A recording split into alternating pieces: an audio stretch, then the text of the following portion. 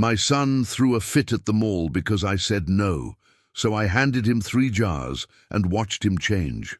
The words left my mouth like a tired whisper, but inside, my heart was still racing, remembering that moment. The moment when everything stopped. The moment when dozens of eyes turned toward us like spotlights on a stage I never asked to climb onto. The moment when my 8-year-old son, my little Jake, was lying on the cold, gleaming floor of the mall, screaming as if the world were ending because I had said a simple word. A word that every parent knows, but that feels like a bomb every time you have to use it. No.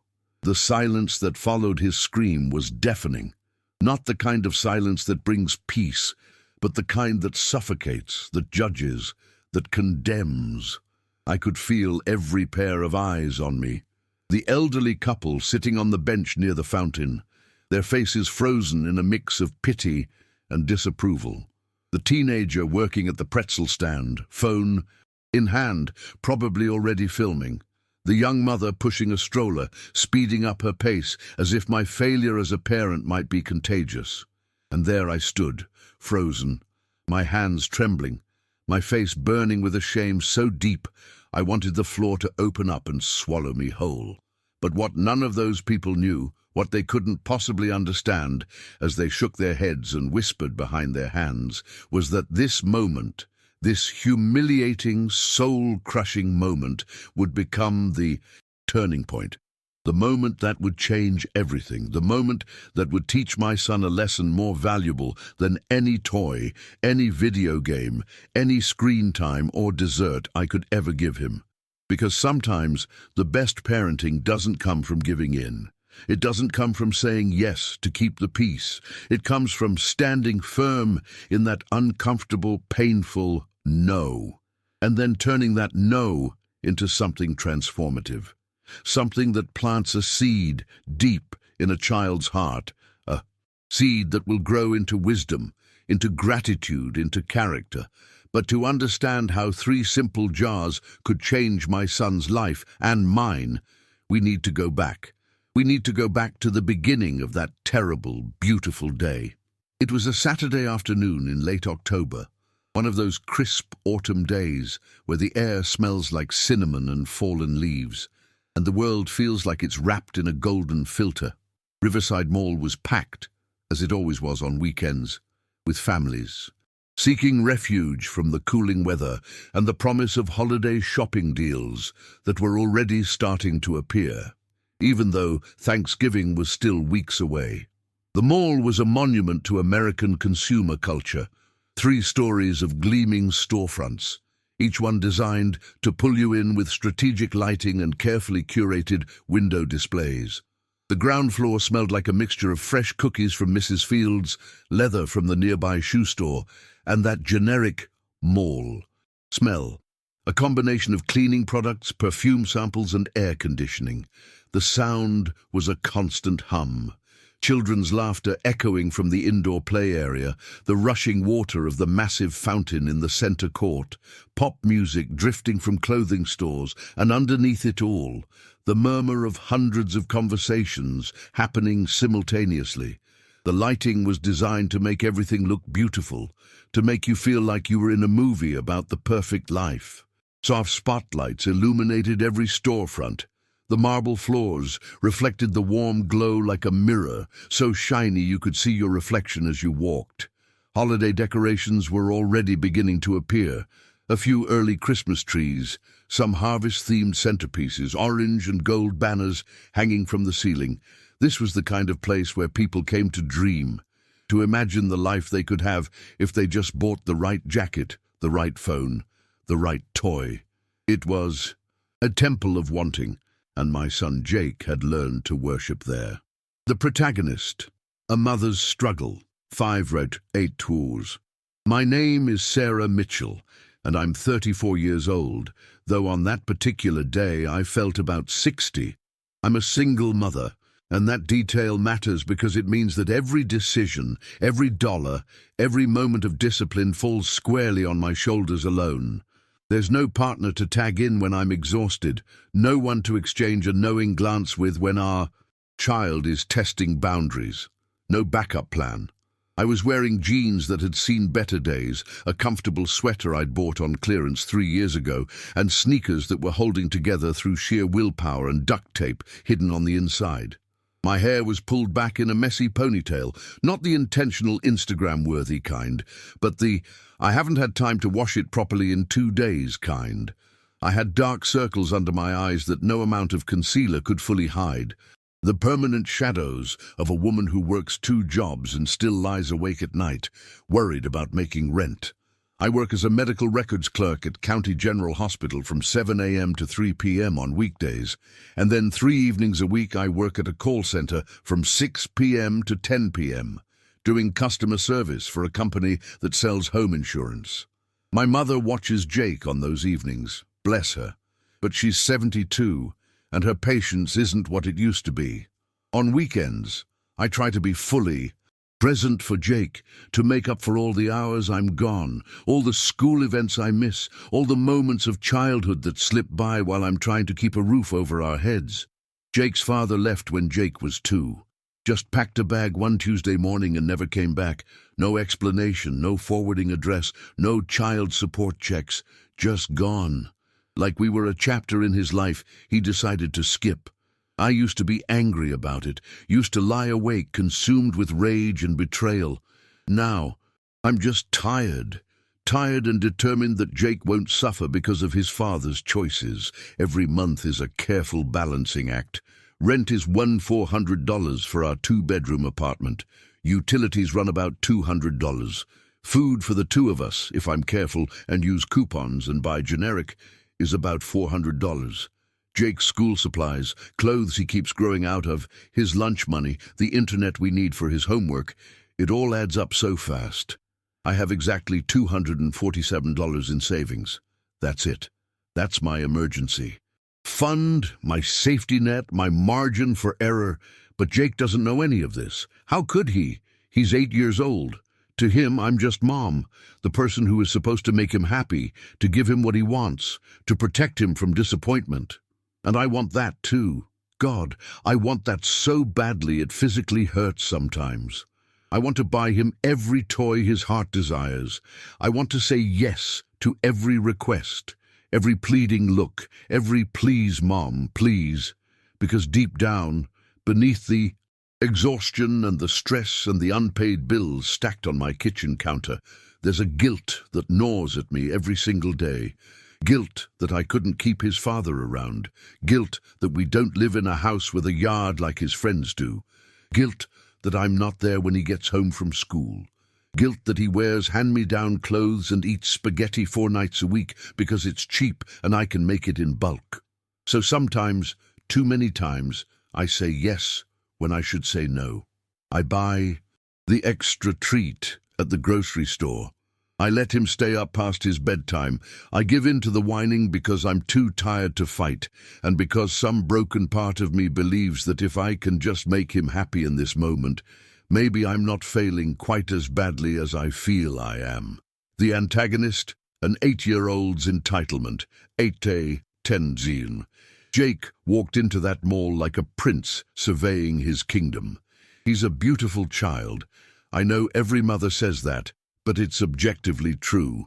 He has my dark curls, but his father's bright blue eyes, a combination that makes strangers stop to comment.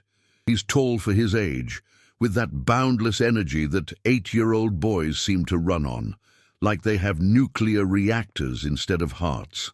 That day, he was wearing his favorite shirt, a blue one with a cartoon character from some show all his classmates were obsessed with. His sneakers lit up when he walked, little LED lights flashing with each step, and he loved that. Loved being noticed, being the center of attention. His backpack was covered in pins and patches, each one representing some trend or fandom, a map of all the things he desperately wanted to be part of. We had come to the mall for one specific purpose: to buy new shoes.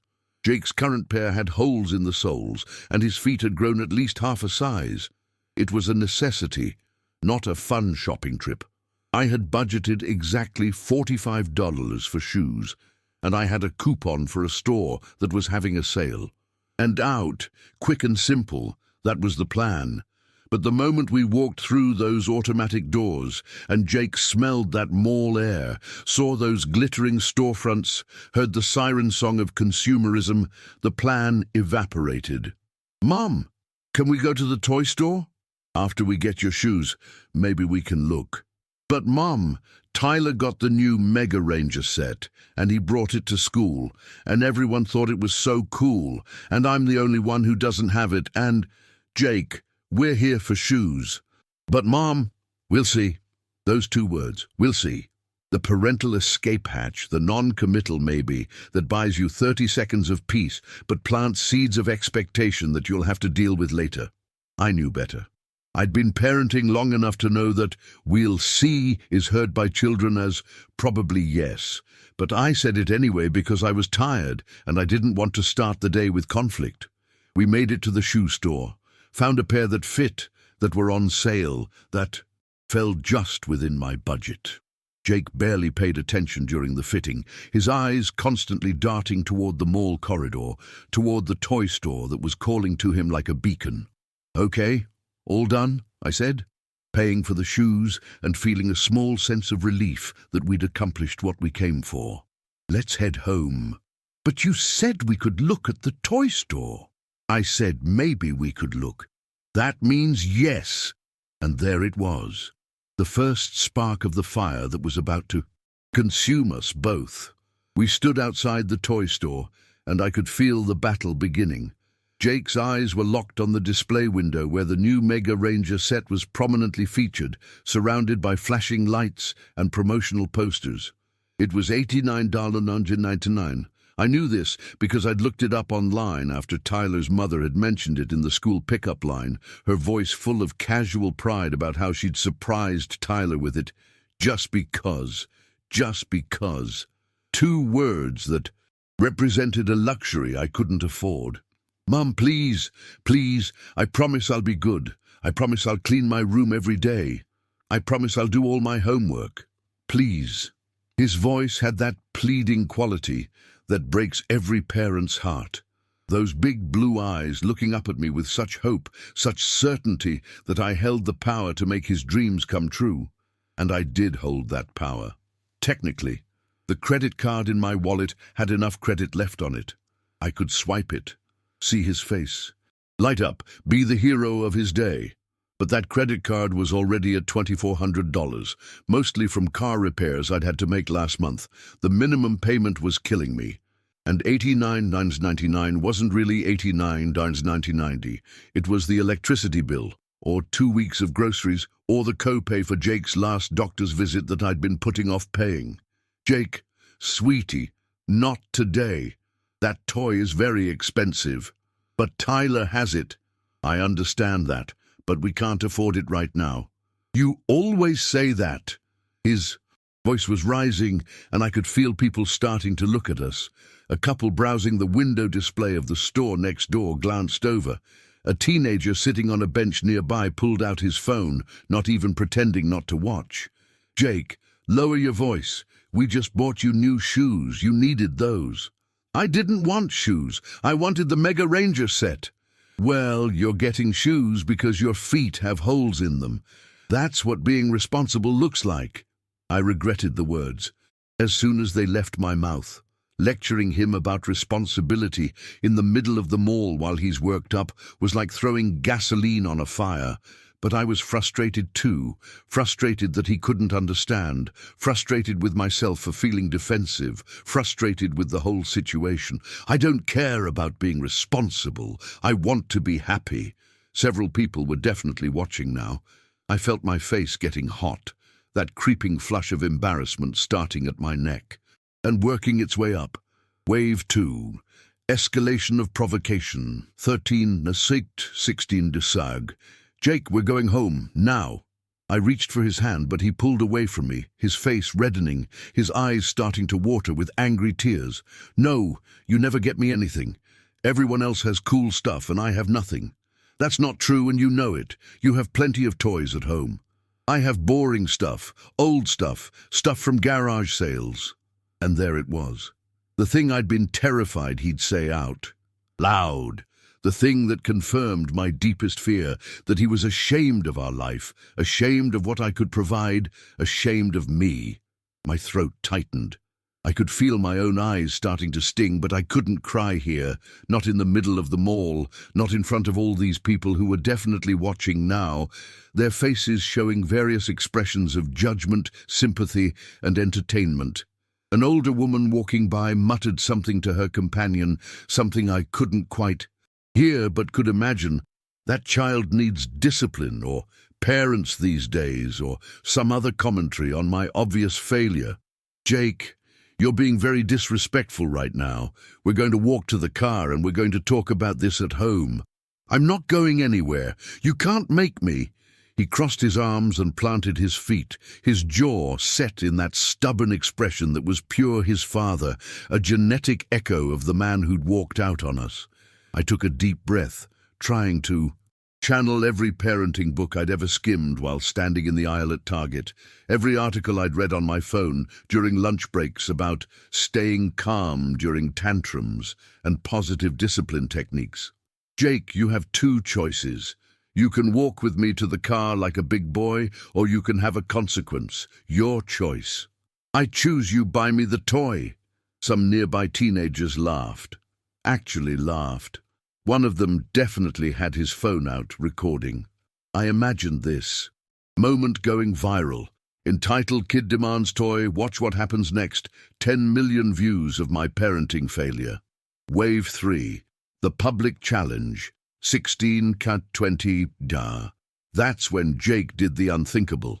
He dropped to the ground, right there in the middle of the corridor, in front of the fountain where dozens of people were sitting, in front of the stores with their open doors and watching employees, in front of God and everyone. And he started screaming, not crying, not whimpering, screaming at the top of his lungs like he was being murdered, like I was actively harming him in some way. No, no, no! You're the worst mom ever! I hate you! I hate you! The words hit me like physical blows. Time seemed to slow down, each second stretching into an eternity. I could see every detail with painful clarity, the way the mall lights reflected off the wet marble floor near the fountain, the way his face was contorted in rage and tears, the way his small fists were pounding the ground. I looked around, and it felt like every single person in that mall had stopped to stare. A mall security guard was walking in our direction, his expression stern. A cluster of mothers with strollers had stopped, their faces showing a mixture of pity and poorly concealed judgment. An elderly couple sat frozen on a nearby bench, the woman's hand over her mouth in shock. The teenager with the phone was definitely recording now, not even hiding it. A small smirk on his face. My hands were shaking. My breath was coming in short gasps. I could feel panic rising in my chest, that terrible sensation of being completely exposed, completely vulnerable, completely judged and found wanting. Part of me wanted to give in, wanted to drag him into that store, swipe my credit card, buy the damn toy, make this all stop. Anything to end this moment, this public humiliation, this proof to everyone watching that I had failed as a parent. But another part of me, a deeper part, a part that was tired of giving in, tired of teaching my son that screaming gets you what you want, tired of rewarding bad behavior because I was too exhausted or too guilty or too embarrassed to stand firm. That part of me said no. I knelt down next to Jake, my voice low and steady, even though everything inside me was trembling. Jake, I understand you're upset. But this behavior is not acceptable. You're not getting the toy. Not today, not next week, not while you're acting like this. I hate you! Each word was a knife, but I stayed calm. You're allowed to be angry. You're not allowed to disrespect me. When you're ready to walk to the car, I'll be right here. I stood up, my legs feeling like jelly, and I waited. Just stood there, my face burning with shame, while my son screamed and cried and pounded the floor, and dozens of people watched. 5 minutes passed. It felt like 5 hours. The security guard approached. "Ma'am, is there a problem?" No problem, officer. My son is having a tantrum. We'll be leaving shortly. He's disrupting other shoppers. I understand. We're handling it. The guard walked away, but hovered nearby, watching. More proof of my failure, more witnesses to my humiliation. Finally, Jake's screaming subsided into hiccuping sobs. He looked up at me, his face streaked with tears, snot running from his nose, his hair sweaty and disheveled. "Are you ready?" I asked quietly. He nodded. A tiny movement, defeated. I reached out my hand.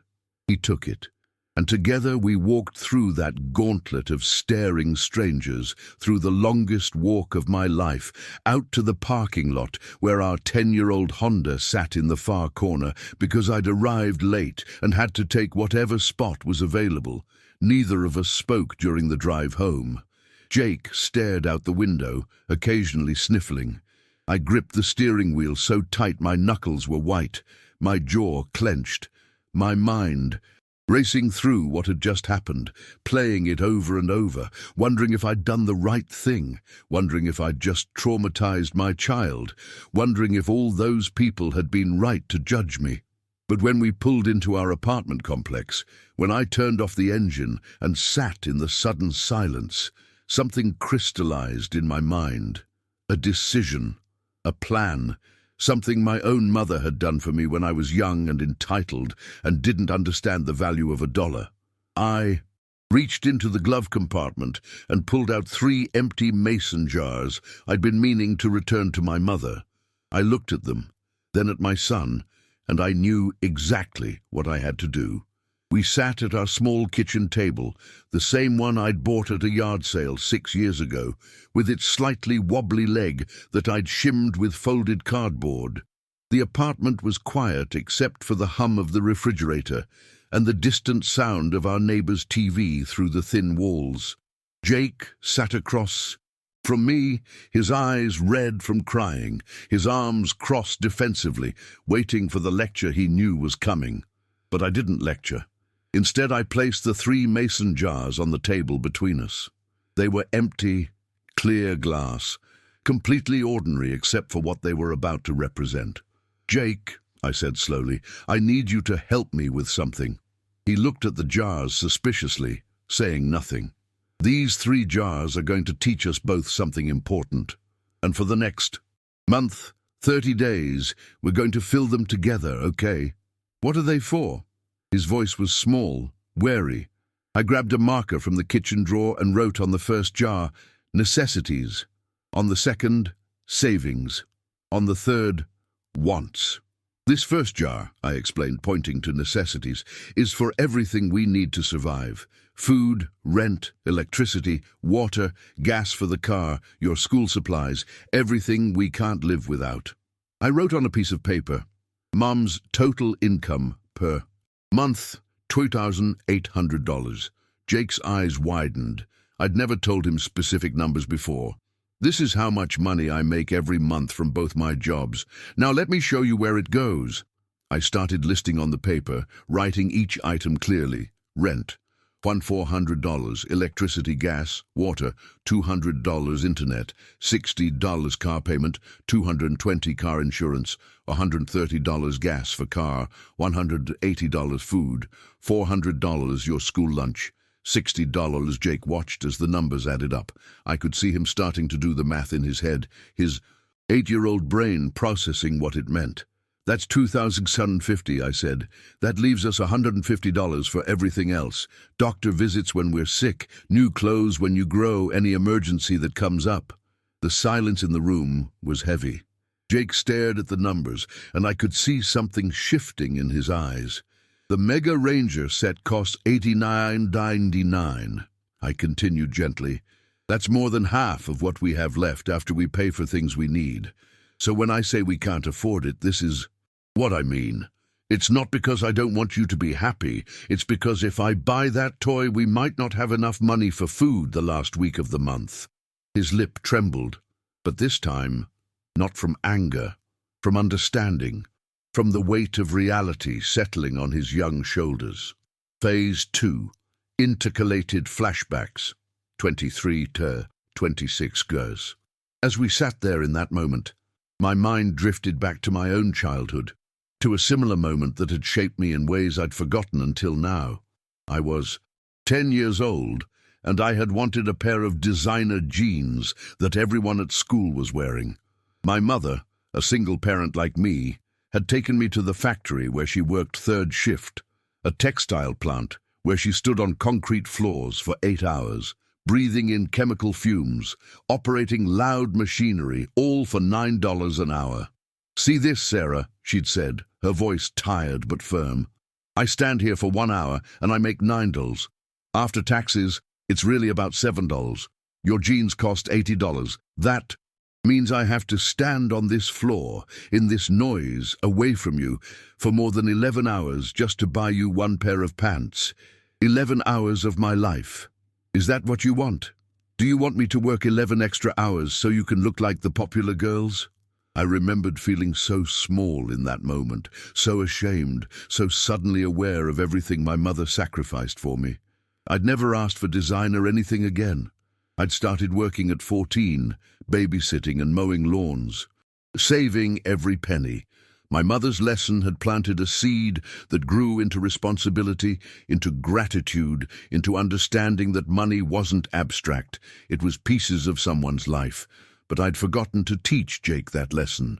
In my guilt over his father leaving, in my exhaustion from working 2 jobs, in my desperate need to make him happy, I'd shielded him from reality. I'd let him believe that things just appeared, that money was magic, that wants and needs were the same thing. I thought back to last Christmas when I'd maxed out my credit card to buy him a gaming console because all his friends had one.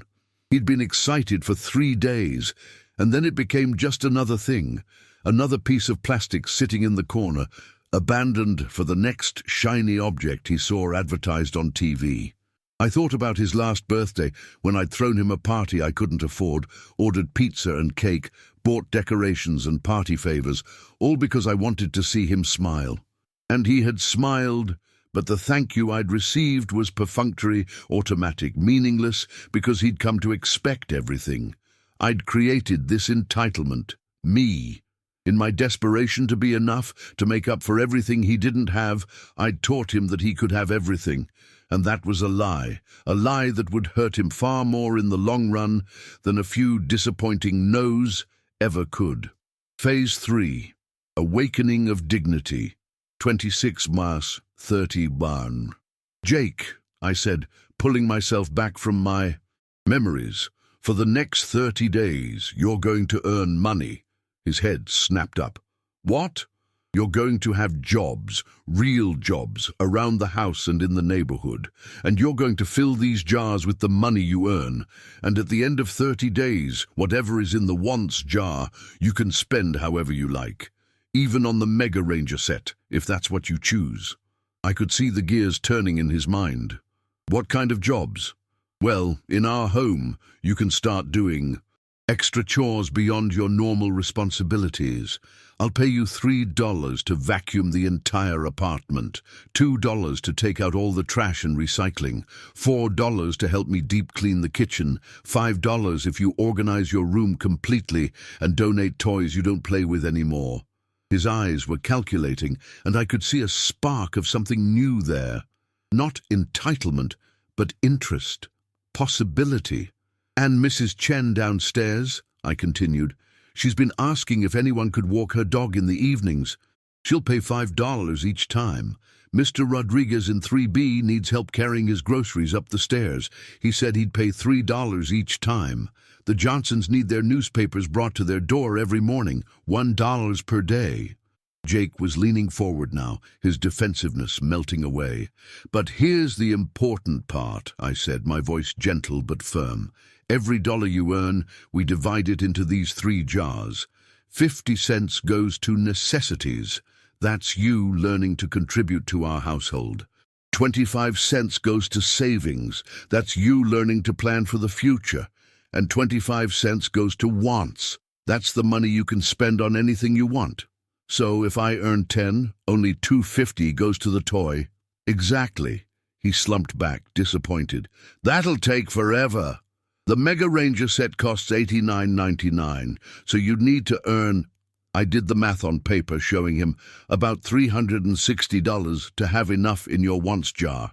If you work hard and do every job you can, you might make $20–30 per week, so maybe 4 or 5 months. His face fell. Or, I continued, you might discover something interesting. You might find that once you understand how hard you have to work for that $90, you might decide there's something you want more. Or you might decide to save up for something even bigger. Or you might realize that the toy isn't as important as you thought. We sat in silence for a long moment. Then Jake asked, his voice small and genuinely curious, "Mom, did you ever want something really bad when you were a kid?" And so I told him. I told him about the jeans, about the factory, about his grandmother standing on concrete for 11 hours. I told him about the first time I worked a job and earned my own money and felt the pride of buying something with cash I'd earned myself. I told him about how different it felt to buy something with your own money versus someone else's. The toy you want becomes so much sweeter when you earn it yourself. I said, it stops being just a toy and becomes proof that you can work hard and achieve goals. And that feeling, that pride, is worth more than any toy ever could be. Jake nodded slowly, and I could see him processing, understanding in a way he never had before. Can we start tomorrow? He asked. I smiled, feeling hope bloom in my chest for the first time in hours. We can start right now. Your room has needed organizing for weeks. He stood up, and as he walked toward his bedroom, he paused and looked back at me. Mom, I'm sorry about the mall, about what I said. My throat tightened. I know, baby. I forgive you. Do you really only have $150 left after paying for everything?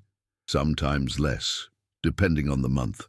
He was quiet for a moment, and I saw his eyes glisten with tears again, but different tears this time. I didn't know, he whispered. Now you do, and now we're going to figure this out together. The first week of the jar experiment was harder than I expected, not because Jake didn't work hard, but because watching him work was uncomfortable.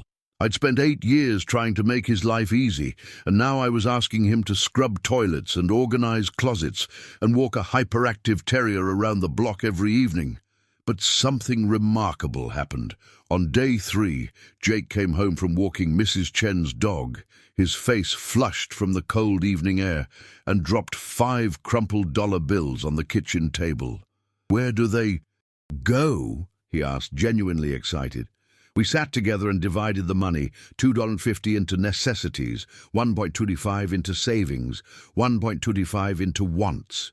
He looked at the small pile of coins in the wants jar and frowned.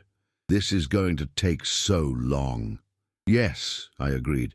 That's what I've been trying to tell you. Everything takes time. Everything has a cost. By the end of week 1, Jake had earned $47 through various jobs.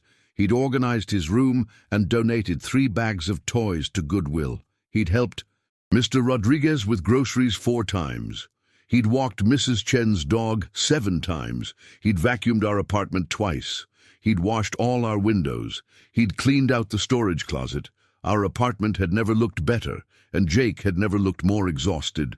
But he also looked different, taller somehow, more confident. When I picked him up from school, his teacher pulled me aside. I don't know what's changed with Jake, but he's been so focused this week. He actually thanked me yesterday for helping him with his math homework. He's never done that before. Beat 2. Chain reaction. 32, 34, psyched. Word spread in our apartment complex about Jake's work ethic. By week 2, we had a waiting list. Mrs. Patterson in 4A needed help organizing her garage. $15. The Thompsons wanted their leaves raked. $10. Mr. Kim wanted his car washed. $8. Jake was working almost every day after school, and I watched him transform before my eyes. He started setting an alarm 30 minutes early to deliver newspapers before school. He created a schedule on his wall, tracking each job and marking off when it was completed. He started asking me questions about money, about bills, about how credit cards worked, and why debt was bad. One evening, about 3 weeks in, we sat down for dinner, spaghetti again because it was cheap, and Jake looked at his plate with new eyes. "Mom, this meal probably costs about $3 for both of us, right?" I was stunned that he was thinking about it. Probably closer to $4 with the garlic bread. So if we eat spaghetti once a week, you save maybe $10 compared to making something fancier. Something like that. He nodded thoughtfully, twirling his fork in the noodles. I get it now. Why we eat this a lot. My eyes filled with tears, but I smiled and kept eating. The jars on our counter were filling up slowly. The necessities jar had $24 in it. Money that would go back into our household budget. The savings jar had $12, which I'd explained we'd put into a real savings account for him, money for his future. And the wants jar had $12 as well, money he could spend on anything. One Saturday we went back to the mall, his choice. He wanted to see the Mega Ranger set again, to see how much farther he had to go. We stood in front of the toy store window, and Jake stared at the display for a long time.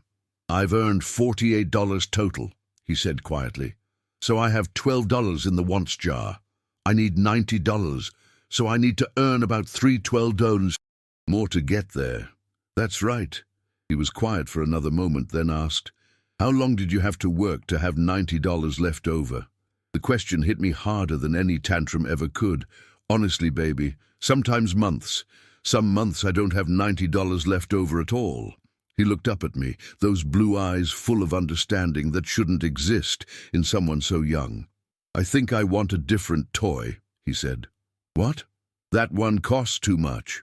Too many hours of work. There's a robot building kit that's 30. I could get that in a few more weeks." Beat 3. Refusal of money. 34 pow, 36 da. We walked away from the Mega Ranger set, and I felt lighter than I had in years. But the real transformation came during week 4. Tyler, the boy whose Mega Ranger set had started this whole journey, invited Jake over to play. I picked Jake up a few hours later, and Tyler's mother met me at the door. "You won't believe what Jake said to Tyler," she told me, her voice carrying a mix of amusement and something else I couldn't quite identify. Apparently, Tyler had shown off his collection of toys, dozens of them. Unopened boxes stacked in his room, representing hundreds of dollars of plastic and electronics. "And you know what Jake said?" Tyler's mother continued. "He said, 'It must have taken your mom a long time to earn all this.'" And Tyler just shrugged and said he didn't know. And then Jake said, "My mom works really hard. I'm learning to earn my own money. Now it feels better." She looked at me with an expression I'd never seen from another parent before. Respect. "I don't know what you did, Sarah, but my Tyler has never once thought about how much anything costs or where money comes from. I think I need to learn from you." That night, Jake counted his jars. He had $16 in his wants jar now, enough for several smaller toys or more than halfway to the robot kit he'd decided he wanted. "Mom?" he said as we got ready for bed. "Yeah? Can I use some of my wants money to buy you something?" I felt my breath catch. "What do you mean? Your shoes are old. Like really old. I could buy you new shoes. I have enough." And just like that, my 8-year-old son broke me open with his generosity, his understanding, his transformation from entitled to empathetic. "Baby, that's your money. You worked so hard for it." "But you work hard every day. You should have something nice too." I pulled him into a hug, tears streaming down my face, and whispered, "You're already the best gift I could ever have." Beat 4. Unexpected consequence. 36, 38 Sue. The story should end there, a perfect bow on a lesson learned. But life had one more surprise. On day 28 of our jar experiment, I came home from work to find Jake sitting at the kitchen table with a man I didn't recognize. For a moment, panic flooded through me. Who was this person in my home with my child? "Mom," Jake said excitedly, "this is Mr. Patterson." "I'm Clara Patterson's husband from 4A. the man explained, standing to shake my hand. "Sorry to startle you. Your son let me in. I hope that's okay." "Jake knows not to let strangers in," I said carefully. "I'm not a stranger, Mum. I helped with their garage, remember, and Mrs. Patterson is always giving me cookies." Mr. Patterson smiled. "Mrs. Patterson told me about your jar system and about Jake's work ethic. And, well, I'm a small business owner. I run a landscaping company and I'm always looking for motivated people." He paused. "Obviously, Jake is too young to work for me officially, but I wanted to talk to you about something else." He explained that he'd been looking for a part-time administrative assistant, someone to answer phones, schedule appointments, do basic bookkeeping, 20 hours a week, $18 an hour. "Clara showed me your apartment, showed me how organized and clean everything is despite having a young child. And when I heard about this jar system and what you're teaching Jake, I thought, well, someone who can parent like that probably has skills I need." I stared at him, unable to process what he was saying. "That would be $360 a week," Jake said helpfully. "More than you make at the call center." Mr. Patterson laughed. "Smart kid. What do you say, Sarah? Can you spare 20 hours a week? Mostly daytime hours, some flexibility." 20 hours a week. $18 an hour. I did the math quickly. $440 a month. More than I made from my call center job, and during the day so I could be home with Jake at night. I could quit the call center. I could have evenings back. I could have dinner with my son. I could help him with homework. I could breathe. "When can I start?" I asked, my voice shaking. 3 months after that terrible day in the mall, our life looked completely different. I'd been working for Mr. Patterson's landscaping company for 10 weeks, and it was like a weight had been lifted from my shoulders. I woke up with Jake, made him breakfast, saw him off to school. I worked from 9 to 2 in a small office that smelled like fresh-cut grass and coffee. Then I picked Jake up from school, came home, helped with homework, and actually had energy to cook real meals and spend time with my son. My income had gone up by $900 a month. With that extra money, I'd paid down my credit card by $2,000. I'd built our emergency fund to $1,500.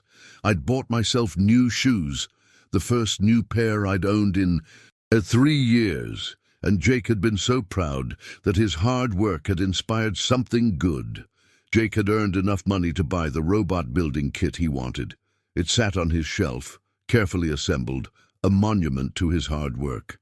But more than that, he'd changed in fundamental ways that went beyond any toy. He did his homework without being asked, understanding now that education was an investment in his ability to earn a better living someday. He turned off lights when he left a room, suddenly aware of electricity costs. He ate his meals gratefully, even spaghetti, because he understood the money and effort that went into putting food on the table. He volunteered to help neighbors without expecting payment, just because it was kind.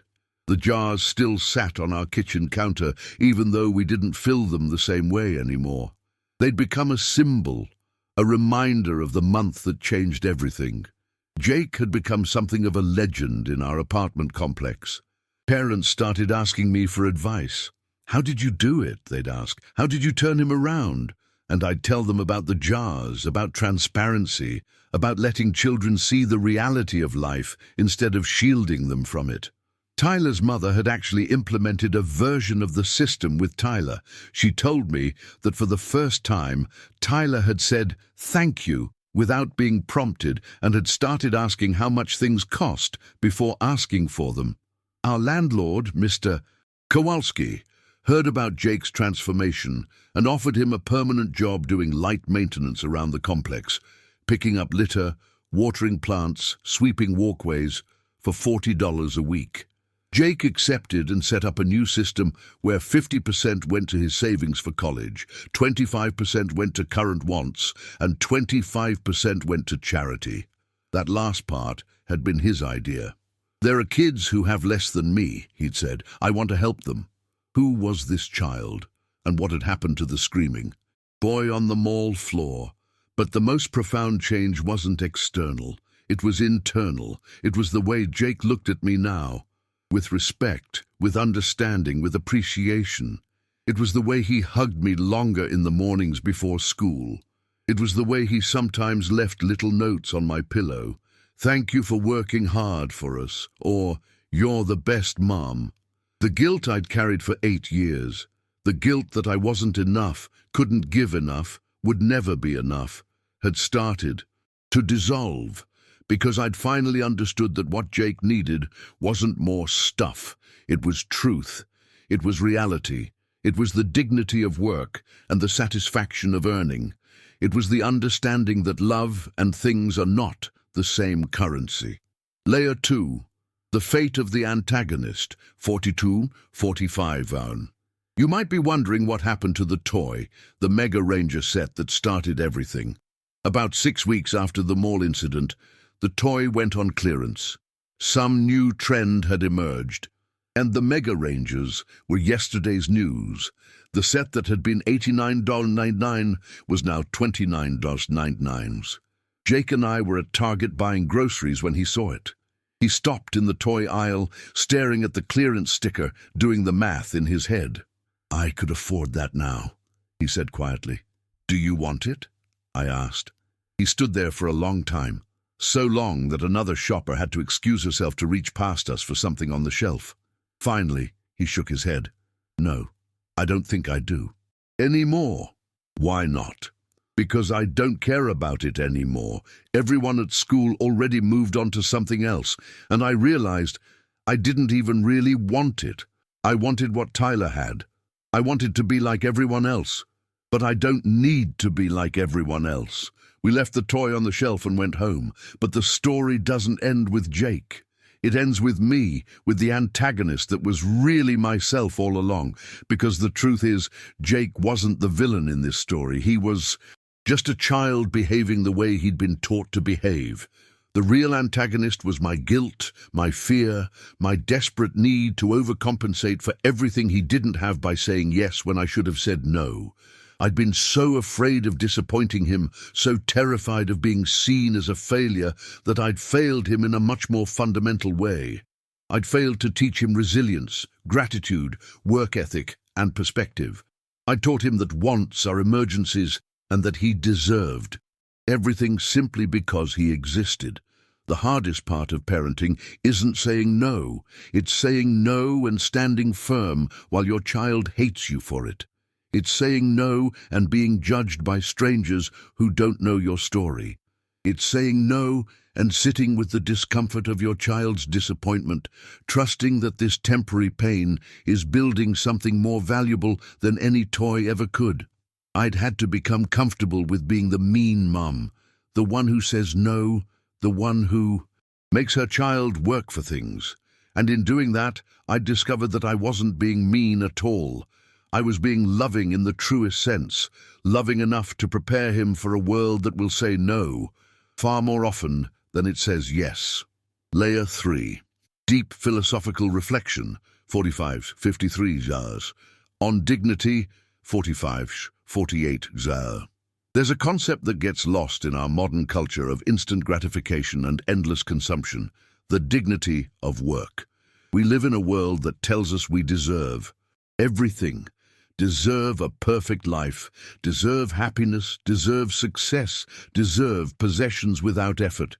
We see people online with their curated perfection, and we think that's normal, that's attainable, that we're failing if we don't have it too. But dignity doesn't come from having things, it comes from earning things. When Jake worked for hours to earn $5 and then carefully divided that $5 into jars representing different purposes, he wasn't just learning about money, he was learning about dignity.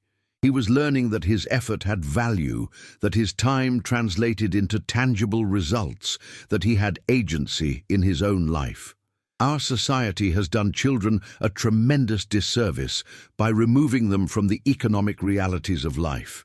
We shield them from conversations about money. We hide our struggles. We pretend that things just appear, that parents are ATMs who dispense wishes on demand. And in doing so, we rob them of understanding the connection between work and reward, between effort and outcome, between sacrifice and achievement. True dignity comes from knowing you earned something. It comes from the pride of looking at something and saying, I worked for that. That represents my time, my effort, my determination. Whether it's a toy, a degree, a home, or a career, things earned through effort carry weight that given things never will. I think about my mother standing on that factory floor, and I understand now what she was teaching me. She wasn't just teaching me about money, she was teaching me dignity. She was saying, this is my life in hourly increments, and I choose to spend it on you. Understand the weight of that gift. When we give children everything, we steal their dignity. We tell them they're not capable of earning, not strong enough to work, not worthy of the pride that comes from achievement. We turn them into consumers rather than creators, into takers rather than contributors. Jake's transformation wasn't about learning to want less. It was about learning to earn what he wanted. And in earning it, he discovered he was capable of more than he'd ever imagined. On Real Power versus False Power, 48 found, 50 so. In that mall, surrounded by wealth and consumption, I thought I had no power. I thought power belonged to the people who could swipe credit cards without hesitation, who could say yes to every want, who could shield their children from ever hearing no. But I was wrong. Real power isn't the ability to buy anything. Real power is the ability to say no when saying yes would be easier. Real power is teaching difficult lessons even when you'd rather avoid conflict. Real power is prioritizing long-term growth over short-term happiness. The parents who give their children everything, who buy every toy, grant every wish, shield them from every disappointment, they think they're powerful, but they're creating weak children, children who collapse at the first real no life throws at them. Children who confuse wanting with needing, children who measure love by the weight of gifts rather than the depth of presence. True parental power is saying, I love you enough to let you struggle. I love you enough to teach you hard lessons.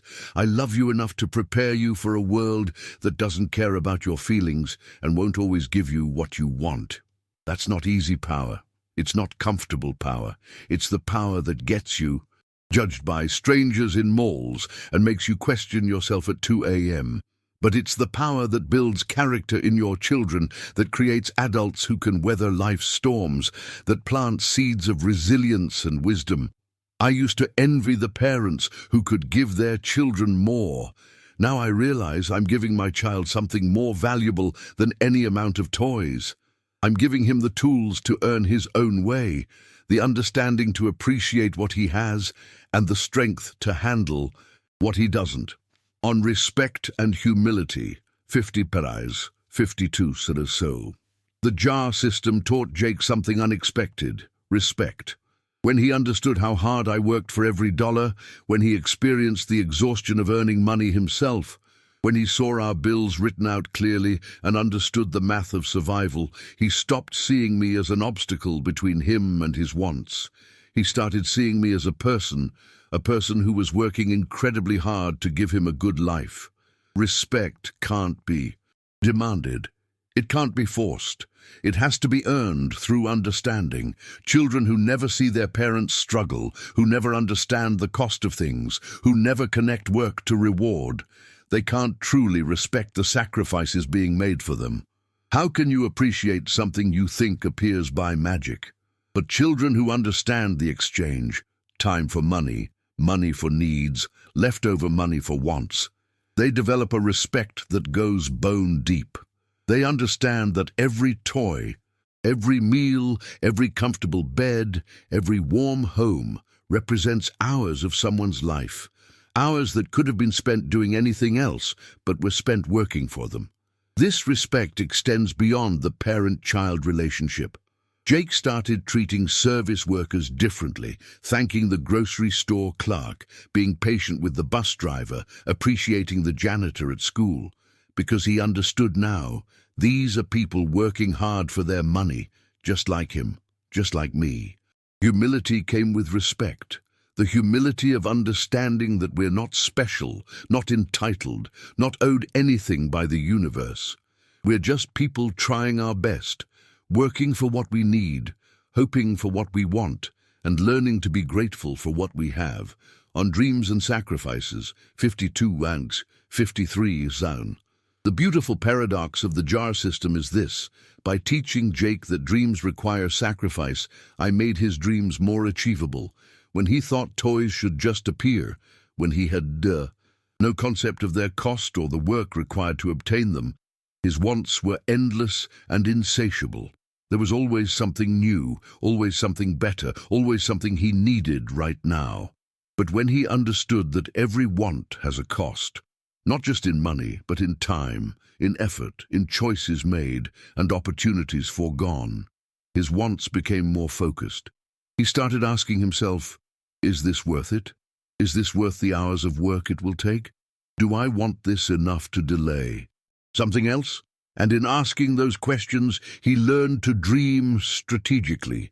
He learned to prioritize. He learned the satisfaction of delayed gratification, the sweetness of finally holding something you worked months to earn.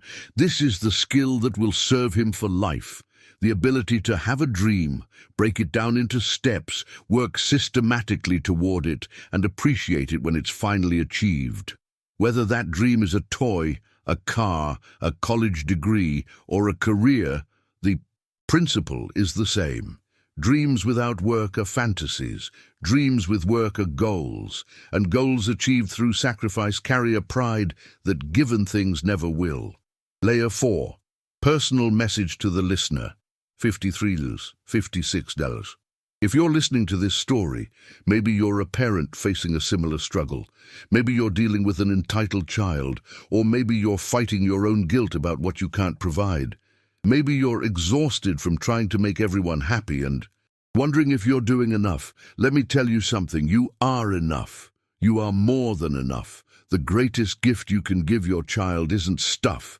It isn't toys or electronics or experiences or things. It's truth. It's reality.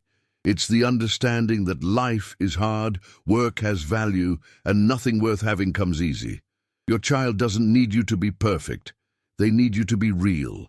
They need to see you struggle sometimes, to understand that you're human, to learn that effort precedes reward and sacrifice enables dreams.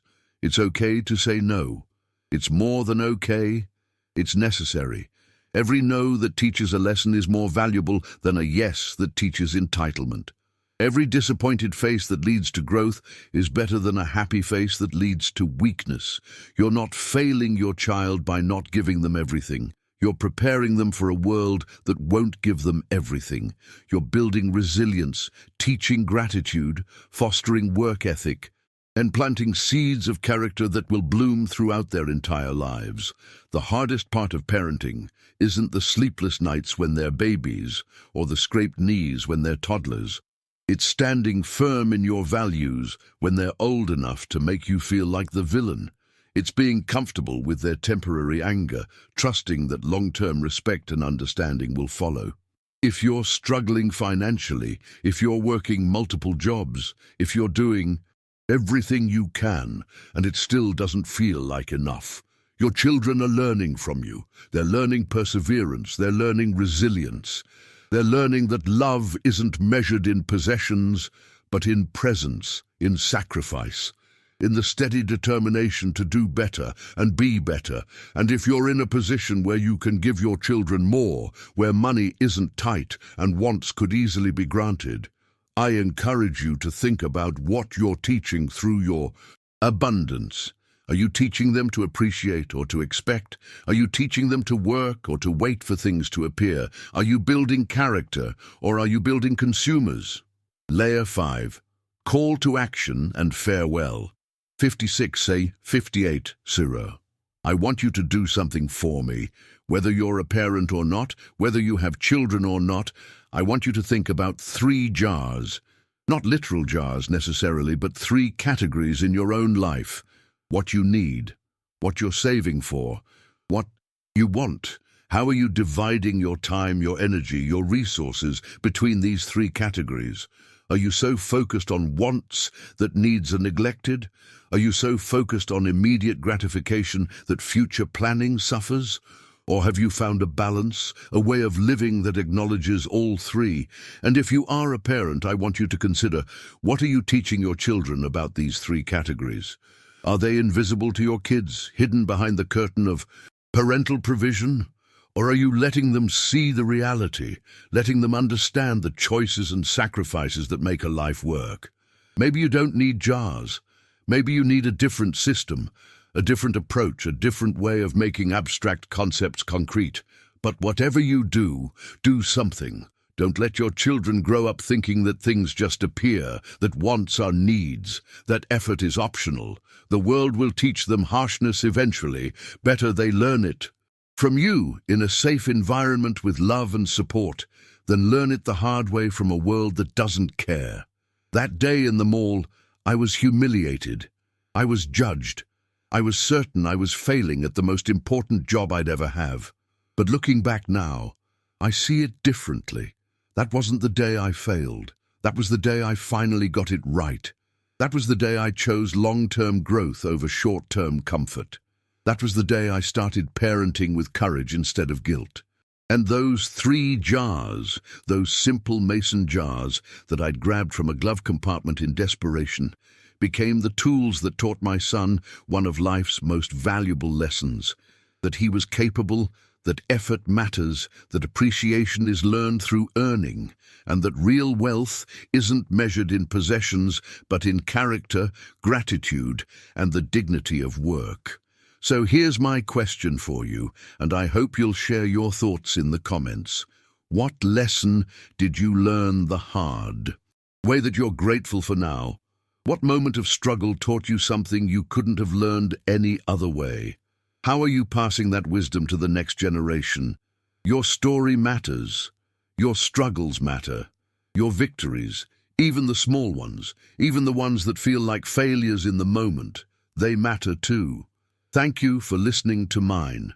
And remember, sometimes the best gift you can give someone is not what they want, but what they need. Sometimes love looks like saying no, and sometimes 3 empty jars can change everything.